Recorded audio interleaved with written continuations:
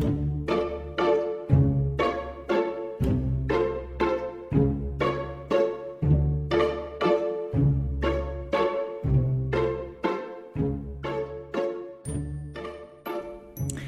morning and welcome to A Glimpse of the Feminine. I'm your host Tracy and this is take 2.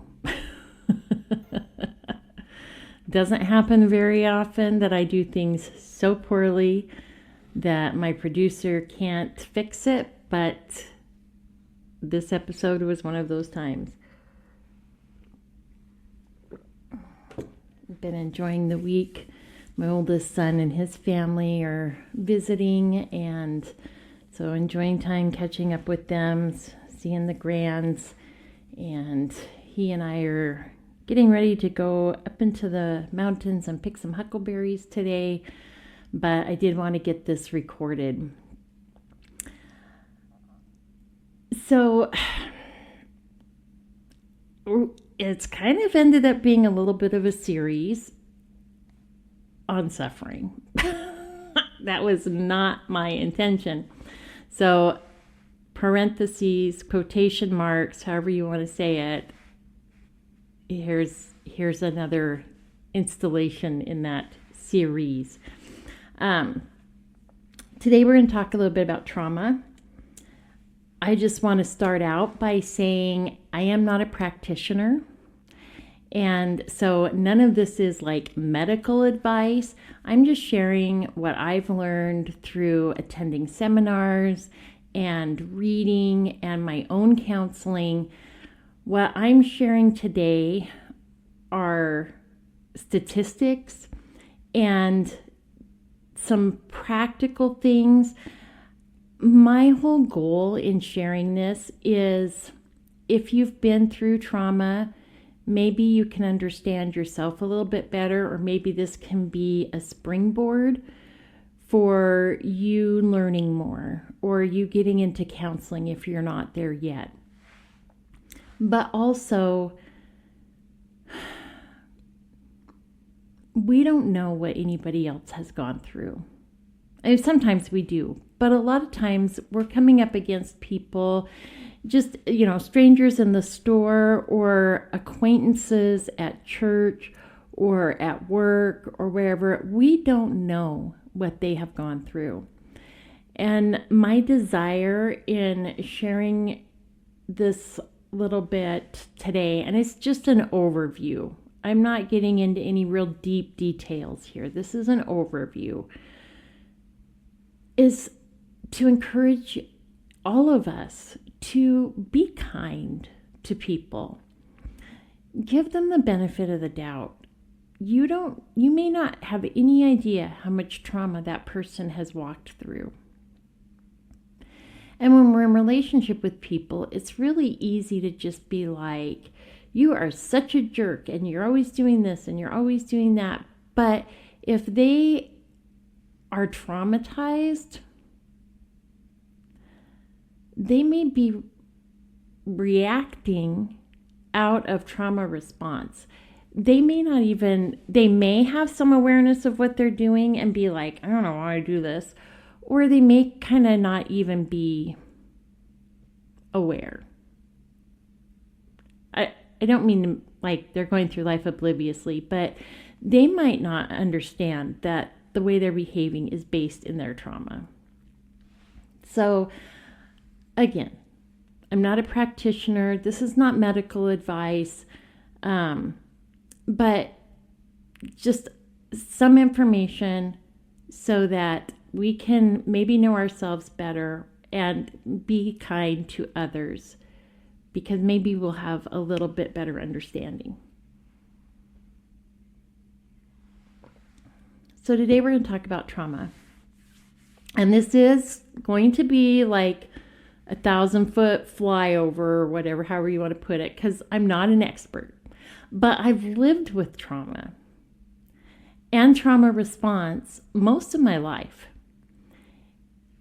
And I've done some basic educating in myself, not only to help myself, but also to better understand others I come across. part of that was because I did work in counseling and life coaching offices for a while. And I absolutely love helping people. So even in my day-to-day, I want to have some basic knowledge that I can just, not necessarily be like, here, let me help you, but so that I can approach people from an educated standpoint. And we all experience traumatic events in our lives, right? I mean, things happen. Loved ones die. They die suddenly. They die from prolonged illness. They die from old age. They die from nefarious acts. They die from suicide. Like we lose people we love. That's traumatic. We have house fires. We are, maybe we're a victim of a crime. There are divorces, there's domestic abuse, there's childhood traumas, abuse of various sorts, neglect. The list goes on. There's also corporate trauma, right? Natural disasters. 9/11 was a corporate trauma. The whole country felt that. The whole country was traumatized by that. Wars. There's the trauma we experience ourselves, but then there's also that trauma that is experienced by the community at large, or maybe just our family. But experiencing a traumatic event and being traumatized are two different things. And what's traumatizing to one person may not be to another. One person may be more emotionally affected by an event than another. Age can play into it. Deaths of siblings. Some ages, like that 8 to 11-ish, that kind of age frame right there seems to have a harder time with the death of a sibling. Not that everybody doesn't have a hard time, but in experiencing it in my own home and in talking with other parents who've lost a child and had siblings in about that age range, they seem to have a very, very hard time dealing with that. I don't know what it is about that age, but it just is. If somebody is already traumatized and goes through a traumatic event, they are probably more likely to be traumatized. Not all trauma is the same, obviously. If you have trauma from war, it's going to be different than if you have trauma from a rape or trauma from childhood abuse, right? These traumas are different. And so then how it expresses itself is as individual as the people who are traumatized. But if you have a basic understanding of trauma and how it affects the brain and all of that, you begin to be able to recognize trauma responses when you see them. So I've always lived with trauma and spent most of my adult life living in trauma response. Didn't know that till I was almost 50. So it's not easy to start changing the way you react and respond. It almost becomes muscle memory when you live with it for a really long time. But getting into counseling really helps. Learning how to be in a relationship in healthy ways really helps. So if you have trauma and you've not been in counseling, please find a trauma-informed counselor They can be so much help. Don't go to a counselor that doesn't understand trauma because they can do more damage. But find one that is trauma informed. So, side note there. But I lived my life in trauma response, and I would overreact to things. I would get very angry about things that might have been fuss-worthy, but certainly weren't worthy of the amount of anger I had or how upset I would get. And I knew, almost always, I knew, like, this is over the top. What am I doing? But I didn't know how to stop it. I didn't know how to not start it. As I got older, I did get better at being able to kind of stop myself in the middle of it. But I didn't always. I did always try to go back and apologize, but I didn't understand that it was my trauma, that my nervous system was firing off when I was reacting like that. Maybe you were abandoned, or somebody you know was abandoned. Let me just say, abandonment happens probably more than a lot of us realize. And you can have a parent living in the house with you and be abandoned by that parent. You can have a spouse living in the house with you and be abandoned by that spouse. They don't actually have to physically leave to abandon you. And if you've experienced that kind of abandonment, you know exactly what I'm talking about. But maybe you were abandoned, especially as a child. I'm not sure it would affect an adult quite the same if they had never been abandoned before, but definitely as a child, if you had a parent leave or even in home abandon you,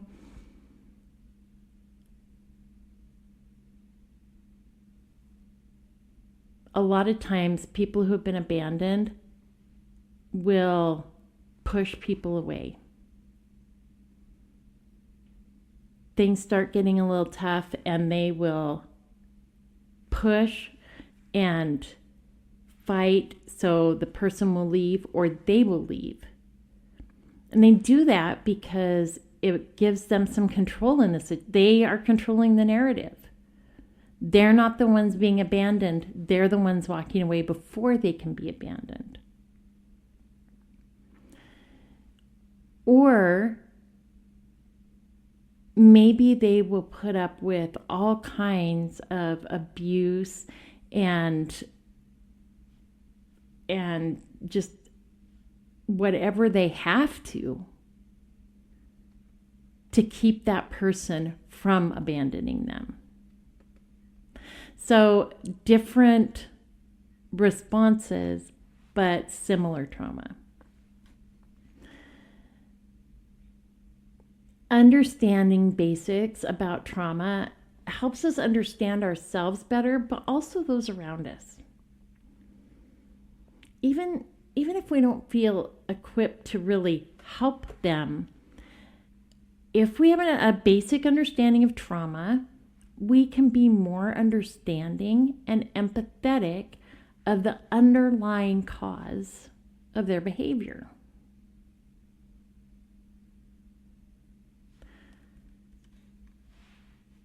And as Christians, shouldn't we want to understand people and love them well? Because that's what Jesus would do.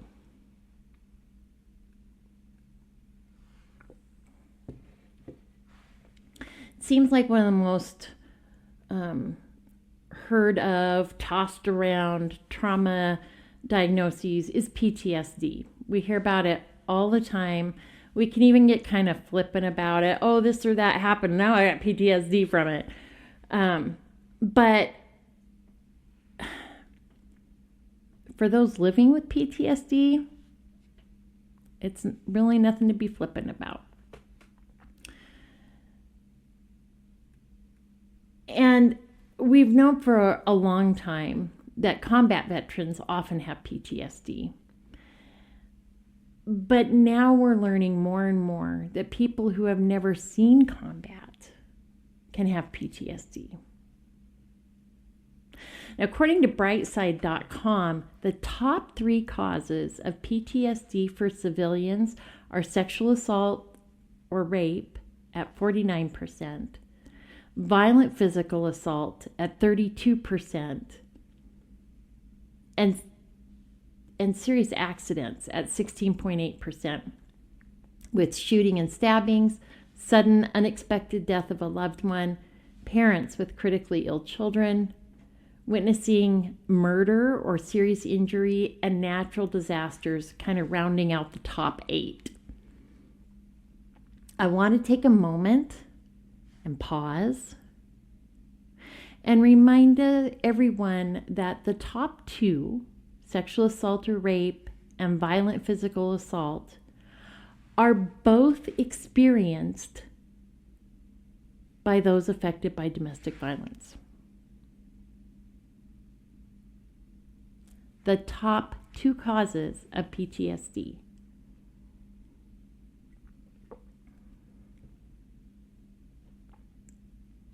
The rate of PTSD amongst domestic violence victims is anywhere between 51% and 75%, because they're getting a double whammy.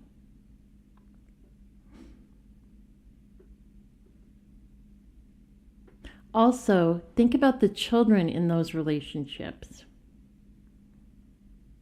because they are witnessing violence.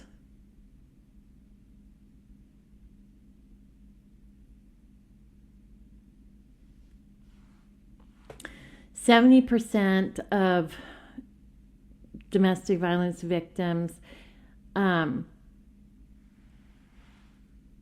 experiencing severe emotional or psychological abuse display symptoms of PTSD. So domestic violence isn't always physical violence.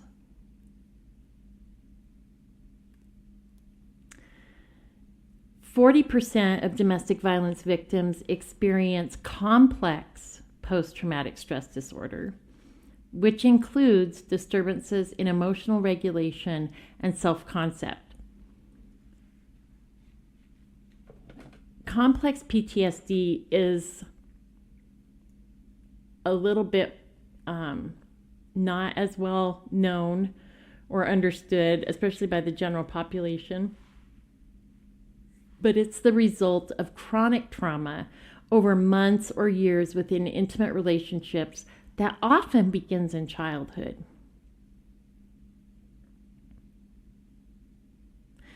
Complex post-traumatic stress disorder is PTSD with the additional symptoms of struggling with self-identity, self-efficacy, and interpersonal relationships.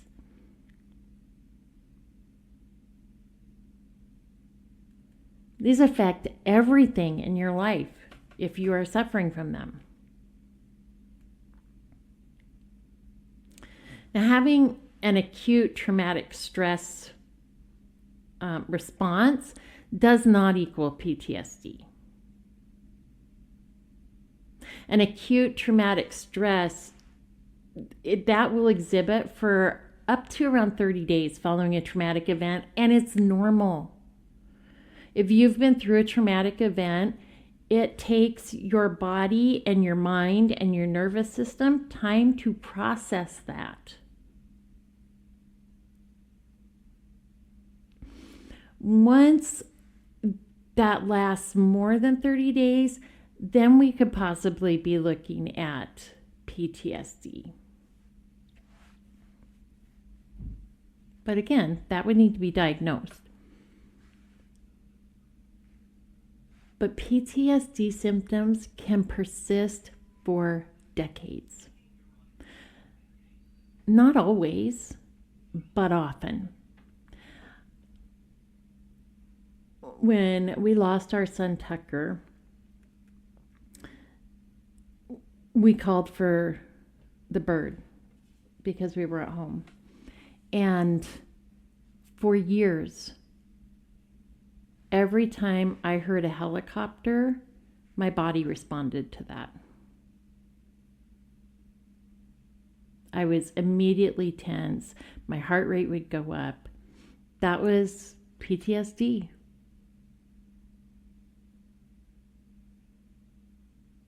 And I'm not sure what happened. I did not actively do anything about it, but God did take that away from me sometime before Jay was born, which I'm extremely thankful for because we were basically living at the hospital. And do you know how many times a day Life Flight comes in? It's a lot.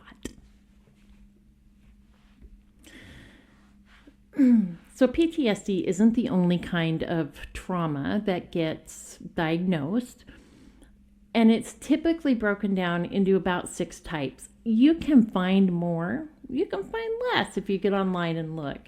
I think the more is these 6 main types can, they've got subtypes and stuff, and I think that's probably where all the extras come in, but I didn't spend a lot of time delving into that because that's really not what today's about. But just for general information, there's acute trauma, chronic trauma, complex trauma, childhood trauma, generational trauma, and collective trauma. And again, these can be broken down into subcategories, and sometimes they overlap. Quite often, childhood trauma is actually a result of generational trauma. And that childhood trauma, if not dealt with, can become further generational trauma. You see how they kind of can roll into each other and overlap.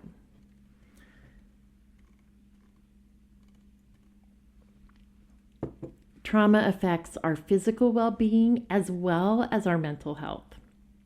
Which is, our mental health, but it does affect our physical well-being as well. Our sympathetic nervous system, it's also called the autonomic nervous system or lizard brain, runs the fight or flight response when we're in a traumatic situation. Now, of course, it isn't just fight or flight.